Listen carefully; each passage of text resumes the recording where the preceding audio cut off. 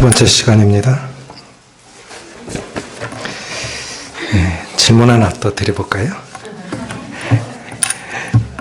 좀 극단적인 질문 같지만 사실 중요한 질문이라고 생각이 되어지는데,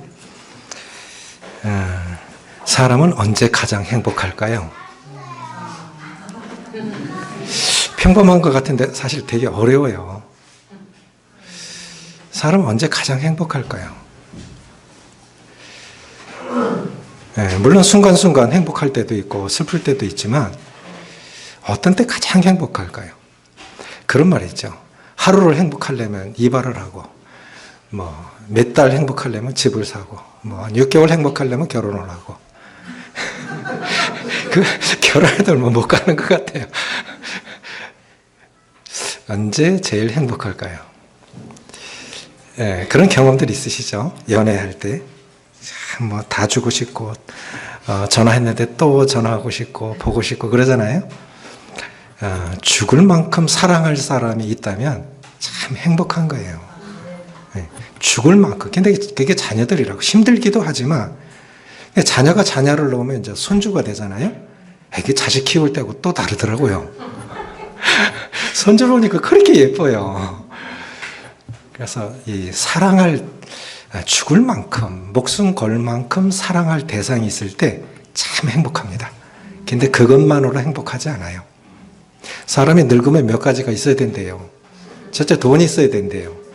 요즘은 어린이집에 가보면 교사들이 네 아빠 뭐하냐고 안 묻는데요. 네 할아버지 뭐하니 묻는데요. 할아버지 데리고 어린이집 다닌다 하더라고요. 늙을수록 돈이 있어야 돼요. 늙으면 뭐가 있어야 되냐면 돈 쓸 일 진짜 많더라고요, 손주들한테. 애기라면 또 목돈이 푹 들어가고. 늙으면 돈이 있어야 된다. 그 다음에 무릎이 좋아야 된다. 암만 돈 있어도 무릎 절단 나면 가지도 못하고, 걷지 못하면 건강도 나빠지고. 그래서 돈이 있어야 된다. 무릎이 좋아야 된다. 관절이 좋아야 된다. 친구가 있어야 된다. 또 하나가 뭐냐면 일이 있어야 된대요. 일. 사람이 가장 행복할 때가 어떤 때냐? 죽을 만큼, 목숨 걸 만큼 사랑할 대상이 있다면 행복한 사람이에요. 또 하나가 있어요. 일이 있어야 돼요. 일. 저는 그걸 사명이라고 봅니다. 사명. 자, 사도행전 20장 보시겠습니다. 사도행전 20장.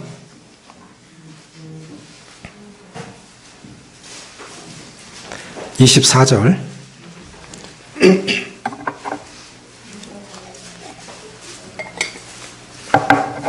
24절 같이 읽겠습니다. 신약성경 223쪽 시작. 내가 달려갈 길과 주 예수께 받은 사명 곧 하나님의 은혜의 복음을 증언하는 일을 마치려 하면은 나의 생명조차 조금도 귀한 것으로 여기지 아니하노라. 이 말씀의 배경은 이제 사도 바울이 예루살렘으로 가는데 선교 여행 중에 가장 애착 공들인 선교지가 있는데 그것이 에베소입니다.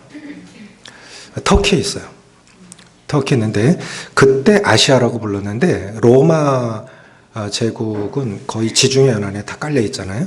그때 볼 때는 터키가 아시아의 끝인 줄 알았어요. 그래서 아시아라고 불렀는데 보니까 뒤쪽으로 계속 나라들이 있어요. 아시아가. 그래서 보니까 터키를 이제 소아시아 지역으로 불렀는데 예루살렘으로 가는 시간이 없어요. 에베소 장로들과 마지막 인사를 하고 가야 되는데 바울은 느꼈어요. 이제 죽는구나.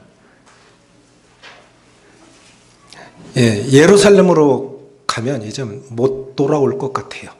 그러니까 에베소 장로들 3년 동안 가장 공들이었던 에베소 지역의 장로들을 불러놓고 마지막 유언을 하고 싶었던 거예요. 마지막 인사를 하고 싶었던 거예요. 그래서 쭉 얘기를 하고 가요. 그런데 이제 나의 달려갈 길과, 그러니까 에베소 장로들도 알았어요. 가면 바울 죽을 것 같아요. 그래 가지 말라고 붙잡은 거예요. 나도 안다. 죽을 줄 안다. 그런데 나의 달려갈 길과 주 예수께 받은 사명 곧 하나님이 부르신 은혜의 복음 전하는 일을 마치려 하면 나의 생명을 조금 더 귀하게 여기지 않으노라. 그렇게 얘기를 하고 에베소 장로들과 바울이 그 밀레도 해변에서 서로 이렇게 목을 안고 기도하고 울지요. 그게 이제 마지막이니까.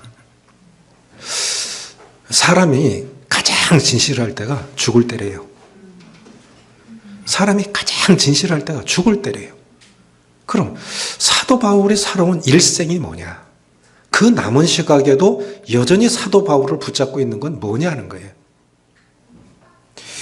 이 시간에는 사명이 그 사람을 이끌어간다라는 제목으로 말씀을 드리고 싶습니다. 우리는 최소한 안 믿는 사람들도 그러하지만 특별히 안 믿는 사람들도 삶의 목적이 있어요. 살아야 할 이유가 있고 온 생애를 불살라야 할 이유들이 있습니다. 어떤 사람은 음악에, 어떤 사람은 과학에, 어떤 사람은 구제에, 그렇죠? 어떤 사람은 쾌락에 빠져서 죄의 헤매게다가 죽는 사람도 있고. 그리스도인들의 일생을 이끌어가는 건 뭐냐? 우리는 뭔가에 이끌려가는 사람입니다. 사실은 내가 가는 것 같지만 그 무엇인가 나를 이끌어가고 있는 거예요. 그게 뭐냐? 그게 사명이라는 겁니다. 창세기 39장 1절에 보면 요셉이 이끌려 애굽에 내려가며, 요셉이 이끌려 애굽에 내려가며, 그게 뭔가 이끌어가는 힘이 있어요. 그게 하나님이에요. 요셉 나중에 알았어요. 당신들은 한탄하지 마소서, 근심하지 마소서. 당신들을 나를 이곳에 판 것은, 나를 이곳에 판 건 당신들이 아니요, 하나님이 나를 앞서 보내요. 생명을 구하시려고 나를 앞서 보내신 것입니다. 후에 형들을 용서하면서 그런 얘기를 하잖아요. 하나님이 하셨다고 하잖아요. 요셉이 이끌려 애굽에 나아가요. 그게 뭔가 나를 이끌어가는 힘이 있어요. 그것이 사명이라는 거예요. 죽는 날까지 감당해야 할. 사도 바울도 사도행전 20장 1절에서 우리가 배 타고 이탈리아로 갈 일이 작정되매, 이게 뭔가 나를 이끌어가는 거고 또 그렇게 작정하신 일이 있다고요. 우리가 배 타고 이탈리아로 갈 일이 작정되매, 하나님이 그렇게 작정하신 거예요. 하나님이 그렇게 이끌어 가시는 거예요. 그렇다고 하면 세상에서 가장 행복한 사람이 목숨 걸 만큼 사랑할 대상이 있고 정말 해야 할, 목숨 걸 만큼 해야 할 사명이 있다면 가장 행복한 사람인데, 그럼 가장 불행한 사람이 누구냐? 가장 불행한 사람은 누구냐라고 했을 때 죽지 못해 사는 사람이에요. 그 사람이 제일 불쌍한 거예요. 제일 불쌍한 사람이 누구냐? 죽지 못해 사는 사람. 정말 허비하는 인생이고 가장 불쌍한 사람이에요. 옛날에 뭐 1시간, 2시간씩 운동을 했다. 그러면 집에서, 이번에 코로나 터졌을 때 영국에서 90 넘은 노인이, 참전용사가 얼마를, 몸이 건강치 않은데 지팡이 짚고 이렇게 걸었어요. 모금해갖고 의료진들 도우려고. 한 500만 원만 나왔으면 좋겠다. 그래서 인터넷에 올렸어요. 한번 참여하자. 그리고 자기가 그렇게 걸을 수 있는 사람이 아니에요. 그래, 뭐 조금씩 걸은 거예요. 그리고 매일 인터넷에 올린 거예요. 야, 그래가지고 영국 사람들이 희망을 불러줬는데 2억이 넘게 나왔어요. 500만 원 걷어서 의료진한테 주려고 그러는데, 희망을 주려고 했는데, 그 사람, 온 힘을 다해서 그분이 그렇게 천천히 한 발 뛰는 거는 엄청난 노력이 필요한 겁니다. 그래서 수고하는, 이 어려운 때 수고하는 의료진들한테 희망을 주려고 모금 운동을 했는데, 영국 사람만 참여한 게 아니에요. 전 세계 사람이 참여했어요. 우리는 마찬가지입니다. 우리가 뭔가 주님 앞에서 하려고 하면 하나님이 다양한 방법으로 역사하셔서 그것이 일을 하게 하셔요. 그러면 이 사명이 뭐냐 하는 것이죠. 참된 신앙생활에 궁극적인 목적이 있어야 돼요. 그리스도인들은. 그것이 없으면 우리가 하나님 없이도 방황했던 사람들인데, 분명한 삶의 목적이 없으면 그리스도 안에서도 방황할 수 있습니다. 왜 사람들이 방황합니까? 하나님을 몰라서. 하나님을 몰라서 방황해요. 창조주를, 구원의 주를 몰라서. 우리가 그래서 하나님 없이도 방황했던 사람들인데, 살아야 할 궁극적 목적, 살아야 할 분명한 목적이 없으면 그리스도 안에 있어도 방황한다는 거예요. 그냥 교회 생활하는 게 이게 목적이 아니에요. 내 인생에 분명한 목적이 있어야 됩니다. 그래서 목적을 따라 사는 사람들이 그런 그 구성원이 몇 명이냐가 중요한 게 아니죠. 건물이 중요한 게 아니잖아요. 사람이잖아요. 사람. 하나님께서 보실 때는 모여있는 성도들이 그게 교회고 그것이 하나님께서 아끼시는 모습이 아니겠습니까? 교회예요. 교회. 사람들. 저희 예배당 짓기 전에 우리 큰딸이 그러더라고요. 아빠, 예배당 들어가는 길이 꼭 교도소 가는 길 같아. 근데 창피해서 친구들 못 데리고 오겠어. 그런데 어떤 여자 아세요? 그때 1년에 10명 이상씩 침례받았습니다. 저는 4개. 오히려 예배당 짓고 숫자가 더 줄어들었어요. 안정은 됐지만 그만큼 역사 없어요. 하나님께서 역사하시는 건 건물에 있지 않아요. 성도들이 따뜻하고 뜨겁고 분명한 목적이 있으면 하나님께서 그것을 기뻐하시고 건물이 아니에요. 건물일 것 같으면 유럽의 그 아름다운 건물들 왜 지금 다 박물관이 됐습니까? 그렇지 않은 거예요. 그럼 참된 신앙의 원리가 뭐냐? 자, 사도행전 22장 그 뒤로 남기셔서 22장 8절 10절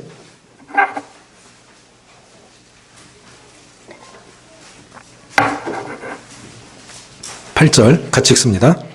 시작. 내가 대답하되 주님 누구시니까 하니 이르시되 나는 내가 박해하는 나사렛 예수라 하시니라. 10절. 내가 이르되 주님 무엇을 하리이까? 주께서 이르시되 일어나 다메섹으로 들어가라. 내가 해야 할 모든 것을 거기서 누가 이르리라 하시거늘. 자, 따라해 보세요. 주님 누구시니까?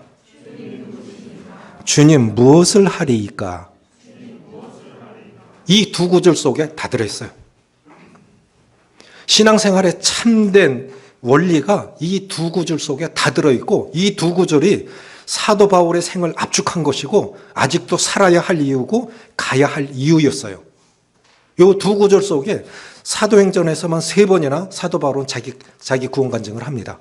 내가 어떻게 예수님을 만났는지, 내가 왜 예수님을 계속 전해야 되는지, 예수 믿는 사람들 잡으러 갔던 사람이 예수님을 전하면서 살아요. 그렇죠? 완전 인생이 바뀌었어요. 주님 누구시니까? 주님 누구시니까? 이것이 그래서 주님 누구시니까 이 말씀은 뭐냐면 인생의 참된 주인을 발견한 거예요. 전날에는 내가 주인이었어요. 내가 주인으로 살았는데 이제 주님을 우리 퀴리오스라고 그러죠. 황제, 주인, 황제예요. 황제. 진정한 나의 소유자, 나의 주인이 누구냐? 주님 누구시니까 몰랐어요. 예수를 핍박해야 된다고 생각했는데 그 예수가 진짜 메시아였어요. 그래서 깨달은 거예요. 알은 거예요. 주님 누구시니까. 나는 내가 핍박하는 예수라. 예? 그럼 몰랐던 거예요. 하나님 정말 사랑하고 열심히 살았는데 방향이 잘못됐어요. 그 진짜 예수님이 바로 메시아인 줄 아니까 주님 무엇을 하리까? 이제 내가 어떻게 살아야 되죠? 예수님 만나고 나니까 전날에는 인생의 참 주인을 몰라서 그렇게 살았어요. 근데 인생의 참 주인을 알았어요. 예수님을 주와 구주로 영접을 했습니다. 나의 구원자일 뿐만 아니라 내 인생의 주인으로. 그럼 이제 우리가 고백해야 할 건 주님 이제 무엇을 해야 되지요? 어떻게 살아야 되죠? 이게 사명이에요. 칼 힐티라고 하는 분이 이런 얘기를 했는데 내 인생 최고의 날, 사명을 발견한 날. 우리 세인동교회 성도님들도 그렇게 깨달으시고 경험하셨으면 좋겠어요. 내 인생 최고의 날, 어떤 날? 사명을 발견한 날. 그처럼 멋있는 게 없어요. 그게 남는 거예요. 인생은 결국은 없어집니다. 시간이 없어지고 육체도 없어지고 다 없어져요. 어느 분이 이렇게 말씀하셨어요. 그 셰프들 그 쓰는 요리 칼이 있죠.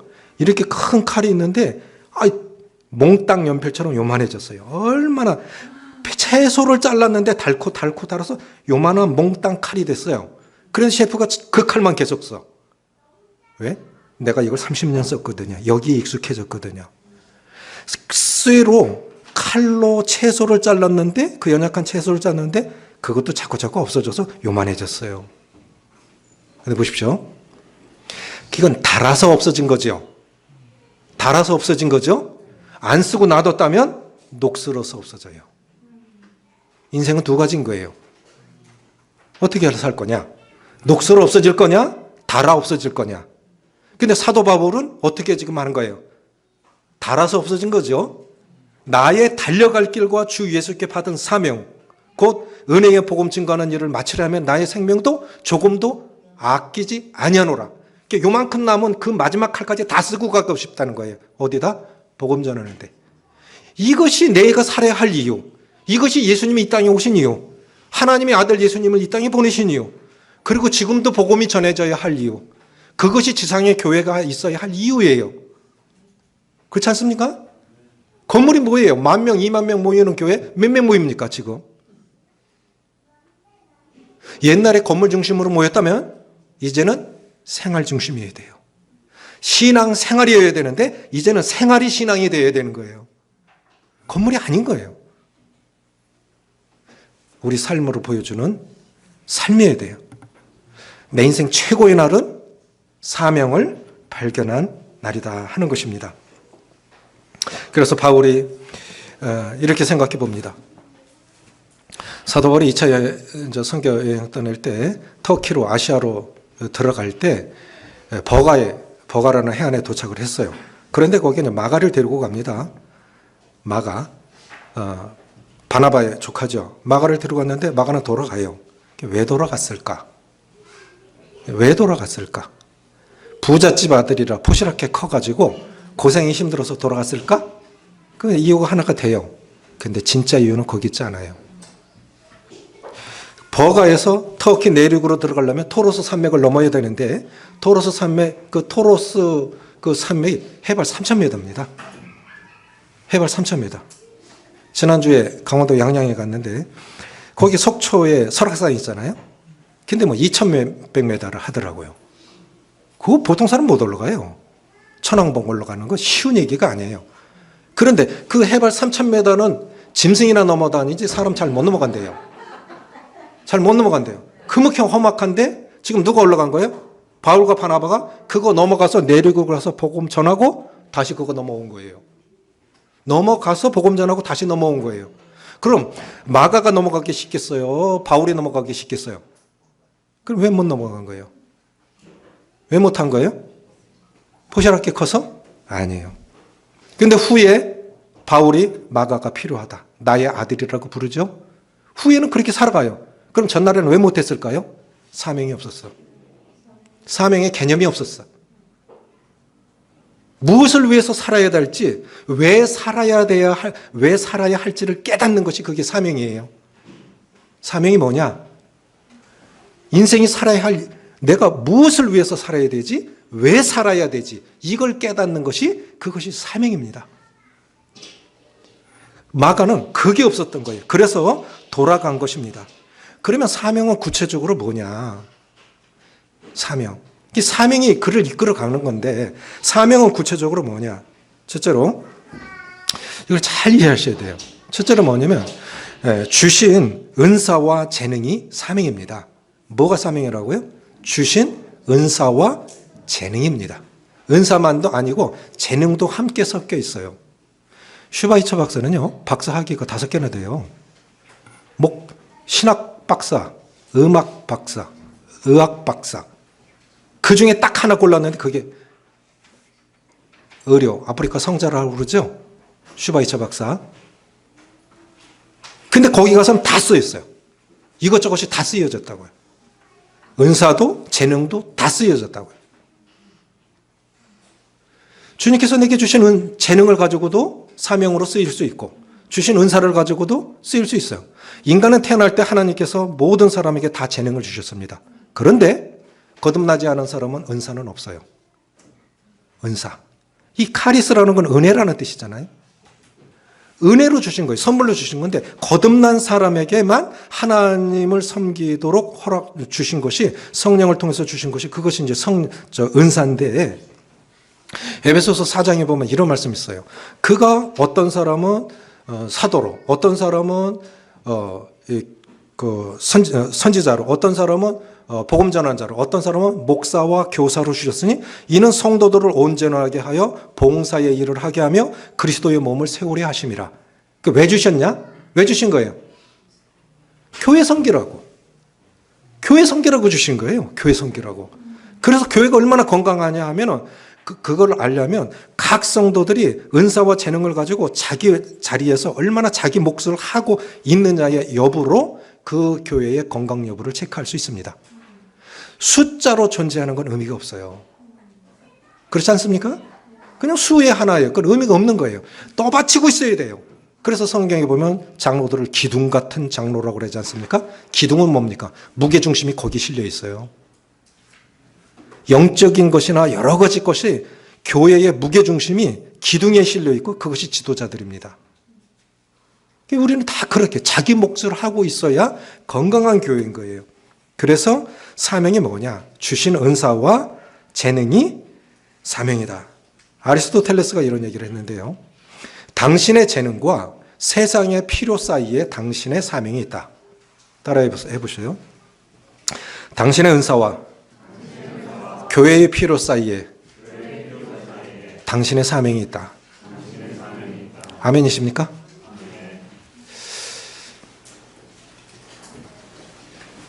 보이는 거예요. 은사에 따라 보여. 어떤 사람은 건물이 보이고, 어떤 사람은 영적인 필요가 보이고, 어떤 사람은 물질적 필요가 보이고, 어떤 사람은 돌아봐야 할 것이 보이고, 은사에 따라 다 달라요. 교회 성기라고. 그래서 교회가 뭐냐? 세상을 죽은 영혼 살리는 것이 복음이고 그것이 교회가 아닙니까? 교회가 교회 역할을 하라고. 그러니까 먼저는 교회가 건강하게 서야 돼요. 교회가 비난받으면 안 됩니다. 칭찬받아야 돼요. 교회가 처음에 한국에 들어왔을 때 보십시오. 한국 근대사회에서 기독교를 빼고는 있을 수가 없어요. 기독교가 들어와서 한국 근대사가 이루어진 거예요. 칭찬하고 좋아했죠. 지금은 왜 이랬습니까? 교회들이 이기적인 거예요. 너무 정치화되어 있고 너무 세속화되어 있어. 그래서 오히려 비난을 받는 거예요. 그러니까 교회들이 사명을 제대로 감당하지 못하고 있는 겁니다. 썩은 세상에 소금이어야 되고 빛이어야 되는데 너무 이기적인 거예요. 그냥 교회만 키워가는 거예요. 교회만 키워가는 거예요. 그게 교회 아닌 거예요. 나가세요. 모이는 교회도 중요하지만 잘 흩어져서 세상에서 그리스도를 전해야 되는데 그걸 잘 못하고 있는 거죠. 두 번째는 뭐냐면 거룩한 부담감도 사명입니다. 20장 22절 보세요. 사도 바울이 이제 예루살렘으로 돌아가는데 자기 죽을 걸 알았어요. 22절 같이 있습니다. 20장 22절 시작. 보라 이제 나는 성령에 매여 예루살렘으로 가는데 거기서 무슨 일을 당할지 알지 못하나. 예감이 든 거예요. 죽겠구나. 거기서 무슨 일을 당할는지 알지 못하나. 그게 죽을 수도 있겠구나예요. 죽을 수도 있겠구나. 다른 사람은 부담감을 안 느끼는데 나는 부담감이 들어. 어떤 거에 대해서. 그게 사명인 거예요. 그건 그 사람이 해야 되는 거예요. 그 보여진 사람에게 네가 해 아니에요.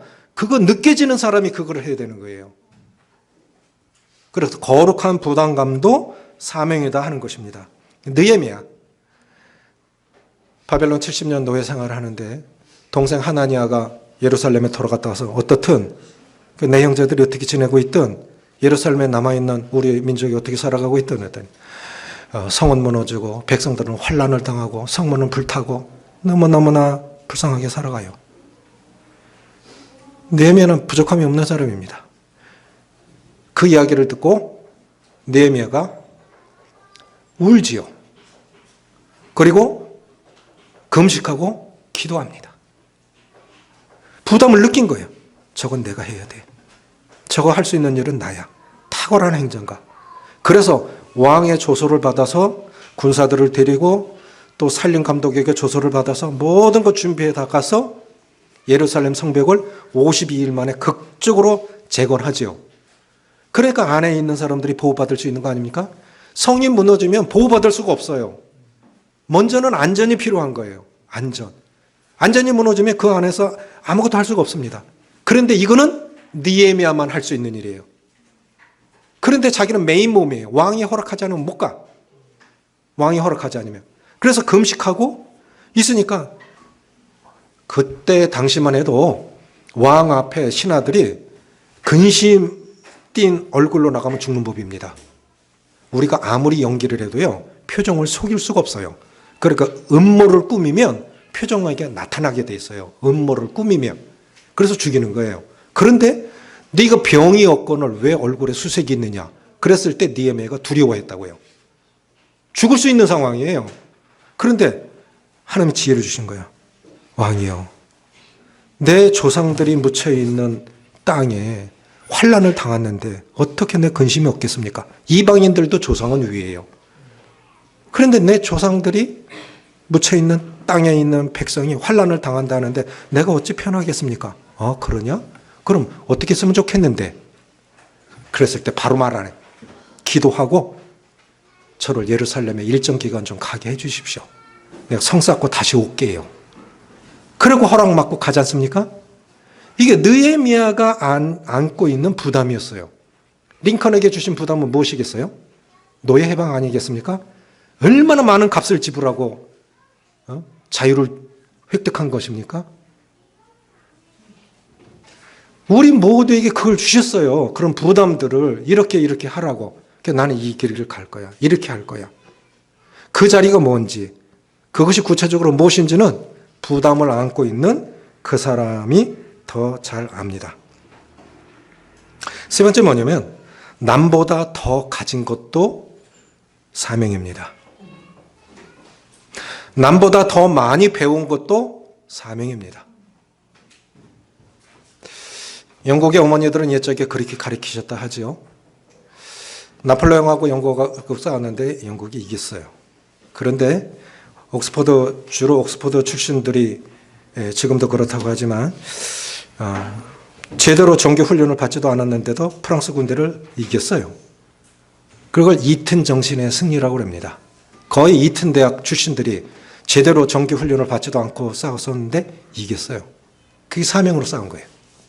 그 이긴 거예요. 이게 뭐냐? 영국 어머니들은 그때 이렇게 가르쳤대요. 열심히 공부해라. 많이 배워라. 왜? 그래야 잘 섬길 수 있으니까. 보십시오. 판검사, 의사들은요, 일반인보다 2만 단어 내지 3만 단어를 더 쓴대요.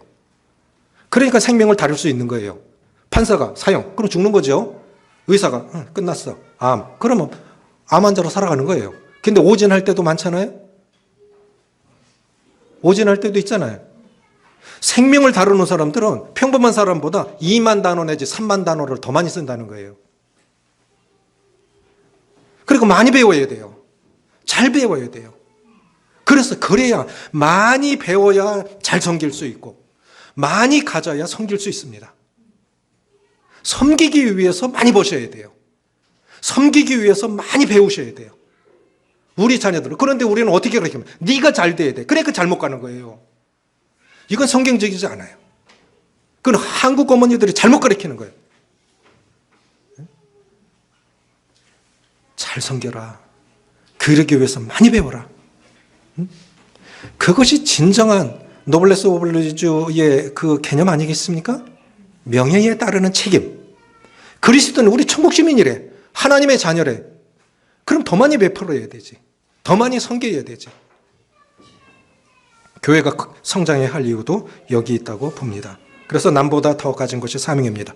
에스더가 이제 모르드게가 그랬죠. 우리 민족 다 죽게 됐다. 하만 때문에 다 죽게 됐다. 네가 가서 이 사정을 왕에게 얘기해라.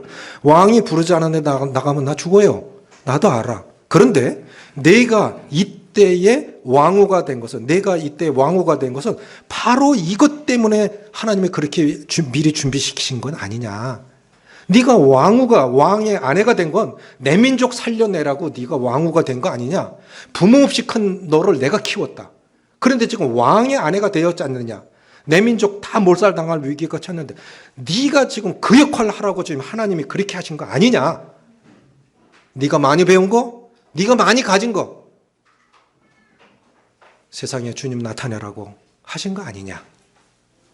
그렇게 쓰일 때 가장 그것이 영광스러운 거고 가치인 거고, 그리고 하나님이 그렇게 섬길 때 더 축복하세요. 저는 확신합니다. 많이 경험했어요. 하나님 이 땅에서도요, 우리에게 손에 끼치시는 분은 아니에요. 그 길을 걸어봤어요. 네 번째 뭐냐면 고난의 경험도 사명입니다. 고난의 경험도 사명입니다. 고린도후서 1장 4절 보세요.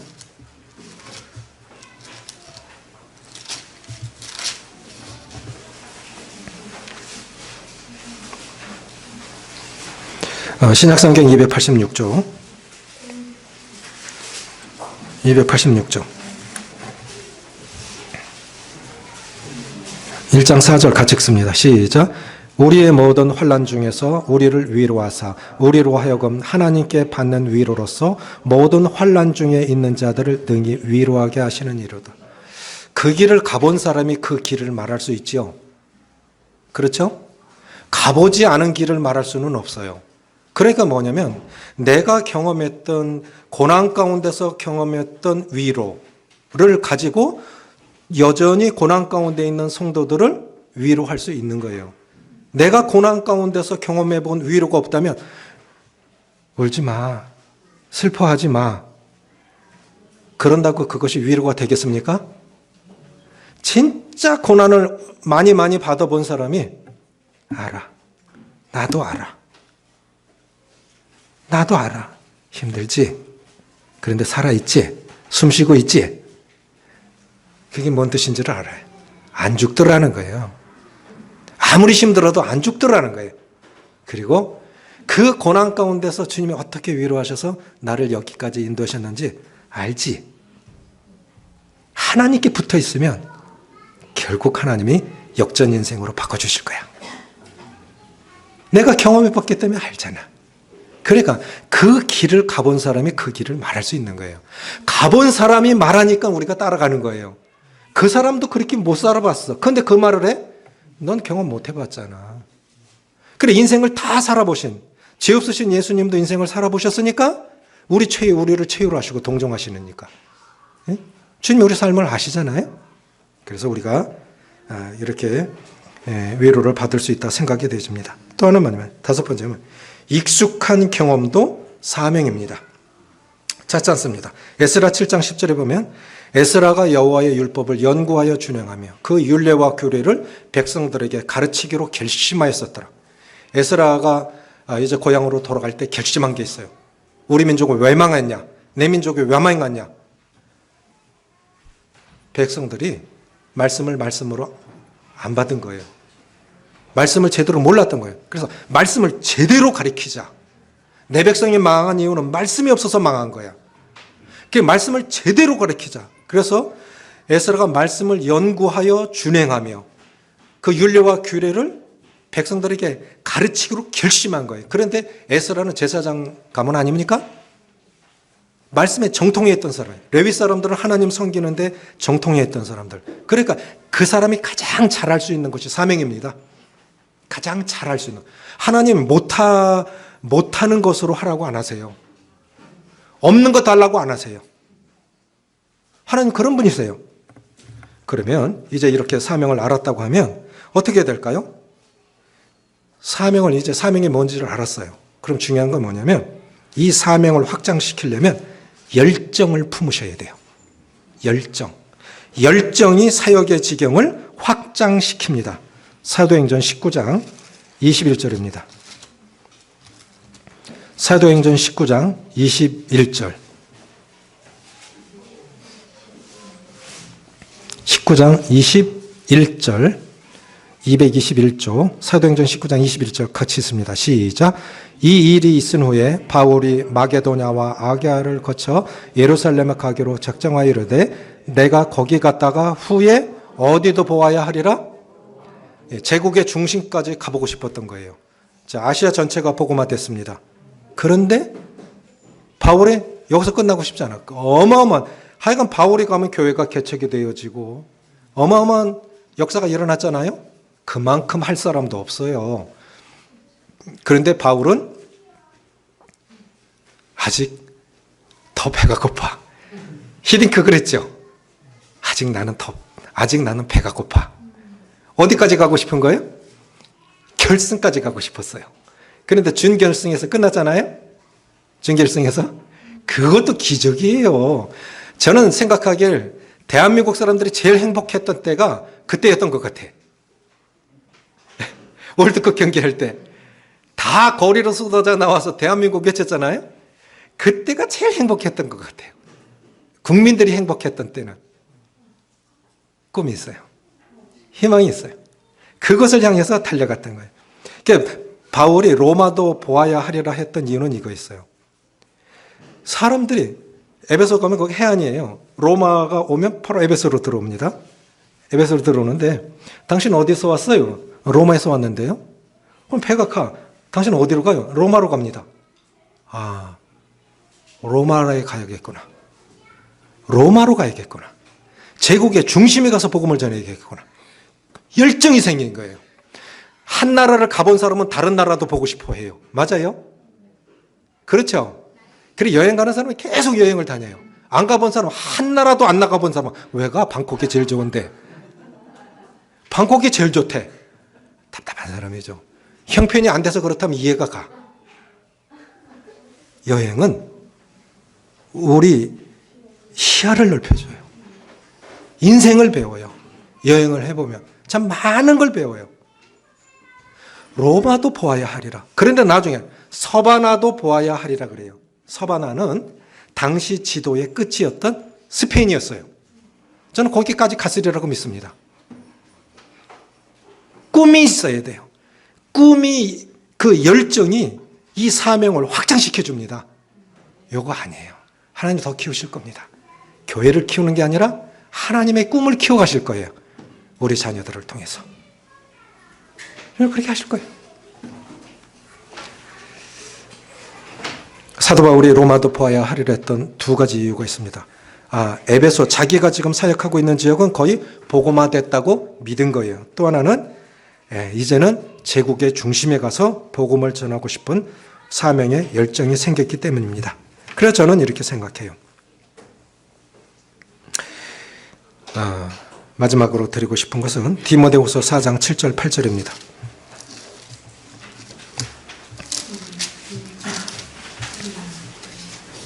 디모데후서 4장 7절 8절 같이 읽습니다. 시작.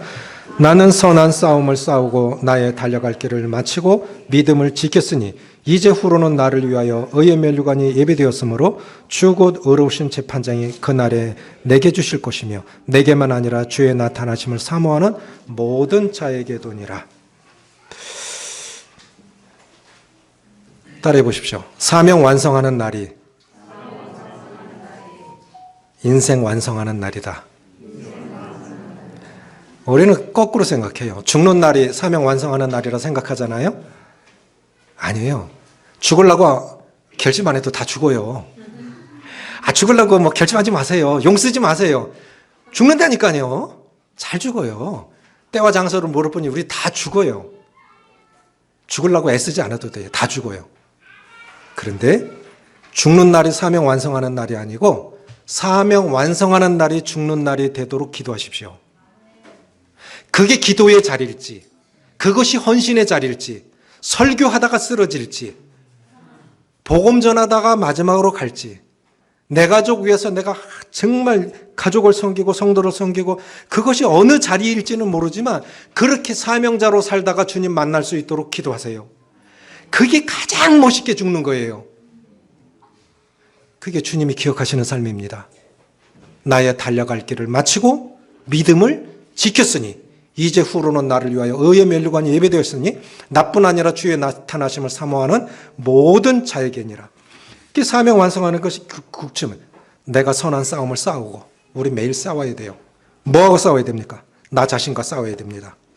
그렇죠? 다른 사람 아니에요. 나 자신과 싸워야 돼요.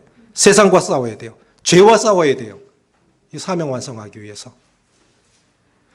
내가 선한 싸움을 싸우고 나의 달려갈 길을 마치고 주님이 그 길 가게 하셨잖아요. 그럼 이제 그만 할 때까지 가는 거예요. 옛날에 1km 걸었으면 늙어서는 10m밖에 못 걷는다. 그게 젊어서 1km 걸은 것보다 더 많이 걸은 거예요. 양이 다를 수 있어요. 속도가 다를 수 있어요. 그러나 최선을 다하면 그게 승리하는 삶입니다. 내가 선한 싸움을 싸우고 나의 달려갈 길을 마치고 믿음을 지켰으니 그게 사명이라고 생각이 되어집니다. 주님이 이렇게 말씀하셨는데요. 주님 요한복음 13장부터 17장은 주님 유언장입니다. 그리고 주님 이제 죽으세요. 그런데 요한복음 17장 4절에서 주님이 이렇게 말씀하셨어요.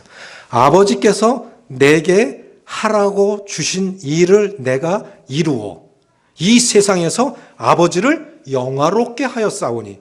이게 주님의 마지막 말씀이에요. 다 이뤘다가 아니라요. 주님 이제 죽으실 거예요. 아버지께서 내게 하라고 주신 일, 그게 죽는 거예요. 죄 없으신 주님이 이제 우리를 위해서 죽으시는 거예요. 아버지께서 내게 하라고, 그 십자가를 향해서 지금 그렇게 달려오신 거예요. 그 사명 완성을 위해서 지금껏 달려오신 거예요. 그리고 마지막 유언을 하신 거예요. 그리고 이제 주님 십자가로 가신다고요. 아버지께서 내게 하라고 주신 일을 내가 이루어 이 세상에서 아버지를 영화롭게 하였사오니. 그것이 주님께서 사명자로 살아오셨던 마지막 말씀이에요. 바울은 내가 선한 싸움을 싸우고 나의 달려갈 길을 마치고 믿음을 지켰으니 이제 후로는 나를 위하여 의의 멸관이 예비되었다. 주님이 기억하시면 되지 않습니까? 어떠세요? 사람이 기억하는 거는 감정이 좋으면 좋게 기억하는데 감정이 나쁘면 나쁘게 기억해요. 그럼 사람 무시하라는 건 아닌데 주님이 기억하시는 삶이 되어졌으면 좋겠어요. 우리는 인간적으로 판단해요. 규모로 판단해요. 아니에요. 저는 주님의 평가는 다를 거라고 봐요. 우리가 판단하고 평가하는 것과 다를 거라고 생각해요. 주님이. 존 버년이 그렇다 그러죠? 뉴턴이? 주님 나라 가면 3번 놀란다 하잖아요? 와야 할 사람이 안 왔어. 근데 저 사람은 아니라고 생각했는데 구원받고 천국 왔어. 그리고 내가 와 있는 거야. 내가 와 있는 거야. 근데 또 이렇게 한번 생각해 보세요. 저 사람 상금 많으리라고 생각했는데 깨뿔도 없어. 진짜 열심히 살았는데? 그래도 저 사람 별거 아니었던 것 같은데 그 나라에 가서 속독 드러나는 거 보면 하나님 앞에 기억하시는 삶을 저렇게 살았구나. 하나님이 기억하시는 삶이 돼야 돼. 하나님이 기억하시는 삶. 그리고 나는 별거 아니었던 것 같은데 하나님이 나를 이게 네 거다. 여러분 심판이라고 그랬을 때 그리스도인의 저는 그 번역이 적절하지 않다고 봐요. 시상대입니다. 시상대. 근데 시상대는 꼴찌 창피 주려고 하는 거 아니죠? 맞아요, 안 맞아요? 그러면 천국 안 돼요. 창피 주고 뭐 이렇게 할 것, 그게 어떻게 천국이겠어요? 저는 눈물이 없다 했거든요. 그렇잖아요? 저는 천국은 기뻐야 된다고 생각해요. 시상대라고요, 시상대. 많이 달린 사람 박수 쳐주는 거 아닙니까? 못한 거, 잘못한 거, 창피 주려고 하는 게 시상대가 아니잖아요? 별거 아니었던 것 같은데 주님이 봐라, 이게 네 거다. 그게 진짜 남는 겁니다. 이 땅에서도 그렇습니다. 그래서 사명자로 살아가시기를 바라요. 주님이 기억하시는 삶이 되어지길 바랍니다. 기도하시겠습니다. 아버지 하나님, 이 땅 한편